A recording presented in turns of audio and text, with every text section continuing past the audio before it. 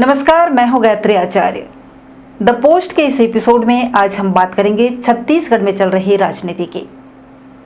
बात उन दिनों की है जब विधानसभा का चुनाव होना था।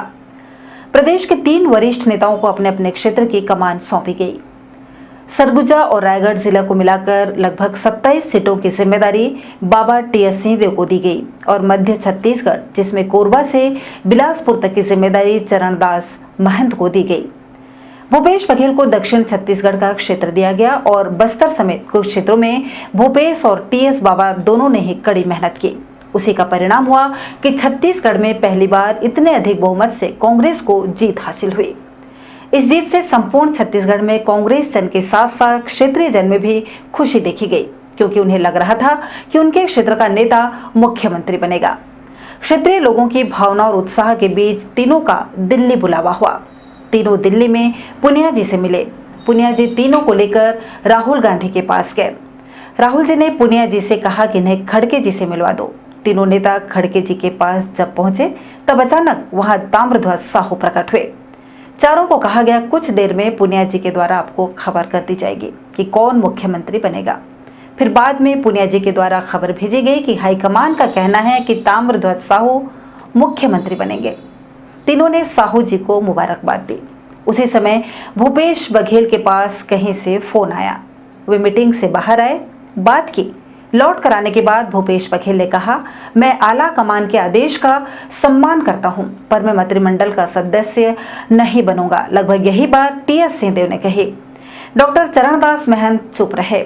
ये जरूर कहा कि आला कमान के निर्णय का सम्मान होना चाहिए। इस घटना की राहुल गांधी को सूचना दी गई। फिर दोनों को राहुल जी के बंगले 12 तुगलक लेन बुलाया गया। दोनों को कहा गया कि अब आप ही तय करें कि कौन मुख्यमंत्री बनेगा। दोनों बाहर निकले। विचार मंथन होने लगा। अब भूपेश बघेल, टीएस सिंहदेव दोनों में से एक ही मुख्यमंत्री बन सकता था। तब ये तय हुआ 2.5 साल का फार्मूला। इसमें कितनी सच्चाई है ये तो वहां मौजूद चारों लोग ही बता सकते हैं, पर पहले कौन? बताया जाता है शायद उस समय पुनिया जी का झुकाव भूपेश बघेल की तरफ दिखा और पहले 2.5 साल भूपेश बघेल को मिले। ऐसा राजनीतिक पंडितों और समीक्षकों की राय है। सारे लोग दिल्ली से रायपुर आए। रायपुर के कांग्रेस भवन में भारी उत्साहित कांग्रेस जनों के बीच मुख्यमंत्री की घोषणा हुई, पर साथ ही 2.5 साल की बात भी अंदर खाने लोगों के बीच पहुंची। मुख्यमंत्री की घोषणा और 2.5 साल वाली बात से लोगों में खासा उत्साह देखा गया। मंत्रिमंडल गठन तक तो बात ठीक ठाक रही, सब ठीक ही चल रहा था। छत्तीसगढ़ में कई बार ऐसा मौका भी आया जब टीएस बाबा को शासकीय विमान या हेलीकॉप्टर नहीं मिला। उन्हें स्वयं के खर्चे पर प्राइवेट विमान या हेलीकॉप्टर से जाना पड़ा। ये किसी राज्य में होने वाली अपने किस्म की अनोखी घटना थी। बताते हैं, अगस्त सितंबर 2020 में एक सर्वे हुआ जो खासकर सरगुजा रायगढ़ में हुआ। किसका झुकाव किसके तरफ है? उस सर्वे में कई बाबा समर्थक मुख्यमंत्री खेमे में आ गए। बाबा गिनती के मामले में कमजोर पड़ते दिखे। उसके बाद निगम मंडलों और संसदीय सचिवों की घोषणा हुई, जिसमें संभवतः बाबा के लोगों की कुछ हद तक उपेक्षा हुई। उसके बाद विधायक बृहस्पति सिंह वाली घटना हो गई, जिसमें बृहस्पति सिंह ने बाबा टीएस सिंहदेव के खिलाफ हत्या का आरोप लगाते हुए एफआईआर करवा दी। पार्टी के विधायक द्वारा पार्टी के ही वरिष्ठ मंत्री के खिलाफ हत्या का आरोप लगाकर एफआईआर लिखाना और एफआईआर हो जाना। लोगों को समझ में आने लगा कहीं न कहीं कुछ गड़बड़ है। उस घटना ने आग में घी का काम किया। उस घटनाक्रम के कुछ दिन बाद ही बाबा का बिलासपुर में एक बयान आया, जिसमें किसी के प्रश्न के जवाब में टीएस सिंहदेव ने कहा, मुख्यमंत्री 2 दिन भी रहते हैं और 10 साल के लिए भी रहते हैं। ये बात मुख्यमंत्री गुट के लोगों को अच्छी नहीं लगी। समर्थकों को लगा कि बाबा कोई तंज कर रहे हैं। धीरे धीरे कांग्रेस की आपसी लड़ाई आम जन में चर्चा का विषय बनने लगी। बात शायद दिल्ली तक भी पहुंच गई। पहले टीएस सिंहदेव दिल्ली गए। संभवतः उन्होंने अपनी बात आला कमान को बताई होगी। उसके बाद दिल्ली से पुनिया जी और महासचिव वेणुगोपाल छत्तीसगढ़ आए, पर कुछ हल नहीं निकला। उसके बाद सिंहदेव दिल्ली चले गए। भूपेश बघेल को दिल्ली से बुलावा आया। तब टीएस सिंहदेव और भूपेश बघेल, पुनिया जी और संगठन मंत्री चारों राहुल गांधी के निवास 12 तुगलक लेन गए। वहां 3 घंटे तक मीटिंग चली। जब चारों नेता निवास से बाहर आए तो भूपेश बघेल, टीएस सिंहदेव और पुनिया सभी ने एक ही बात कही कि ये बैठक प्रदेश के विकास पर हुई, पर यह बात किसी के भी गले नहीं उतर रही थी। भूपेश दिल्ली से रायपुर आए। रायपुर विमानतल पर भूपेश बघेल का अभूतपूर्व स्वागत हुआ। ऐसा लगा जैसे कोई बड़ा काम करके वे वापस आए हैं। प्रदेश में संदेश गया कि भूपेश की कुर्सी सुरक्षित है। विमानतल के स्वागत की सूचना शायद दिल्ली दरबार तक पहुंची। बाबा दिल्ली में ही रहे। फिर तुरंत मुख्यमंत्री भूपेश बघेल को दिल्ली से बुलावा आया। आनन फानन में जाने की तैयारी की गई, वो भी पूरे लाव लश्कर के साथ।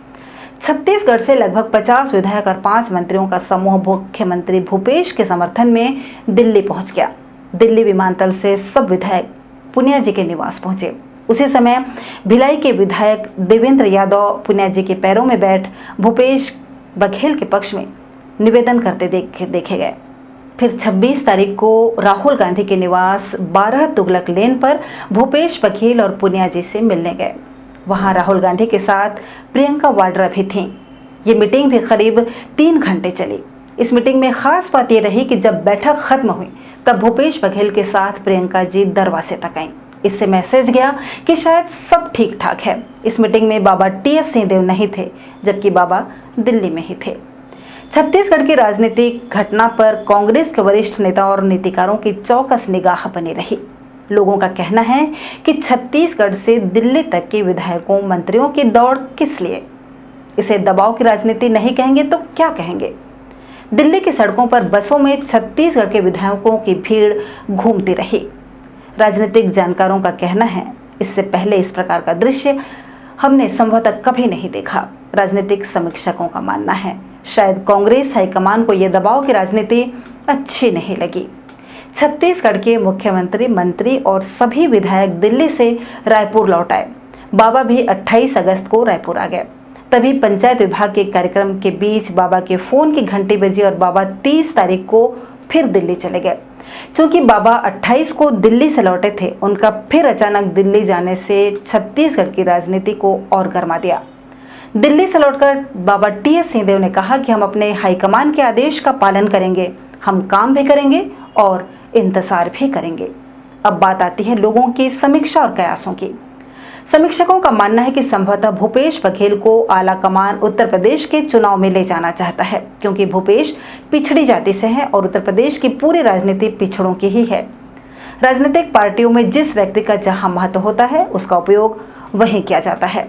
जिस प्रकार मध्य प्रदेश इंदौर के विजय वर्गीय जी को भाजपा ने राष्ट्रीय महासचिव बनाकर बंगाल हित में उपयोग किया, उसी प्रकार शायद भूपेश बघेल को भी कांग्रेस उत्तर प्रदेश में राष्ट्रीय महासचिव बनाकर भेज सकती है। भूपेश बघेल के पास न कहने का कोई कारण नहीं है। यदि किसी कारण भूपेश बघेल हाईकमान की बात मानने से इनकार करते हैं तो ये उनके लिए हानिकारक ही होगा। अजीत जोगी का उदाहरण सामने है। अभी ताज़ा खबरों को देखें तो रेणु जोगी का सोनिया जी से मिलना और टी.एस. बाबा का ये कहना कि अभी कांग्रेस के पास 70 विधायक है, 72 भी हो सकते हैं, इन सब बातों से लगता है कि अभी राजनीतिक दृष्टि से शायद नाप तोल चल रहा है कि विपरीत फैसला आने पर कौन किधर रहेगा। ये बात साफ है कि अधिकांश विधायक सत्ता के साथ रहते हैं। राजनीति में अधिकांश नेता सत्ता के साथ ही रहते हैं। अभी हाल ही में बंगाल चुनाव के समय किस प्रकार कुछ बड़े नेता टीएमसी छोड़कर भाजपा में गए और जीत के बाद वही बड़े नेता फिर टीएमसी में लौटे।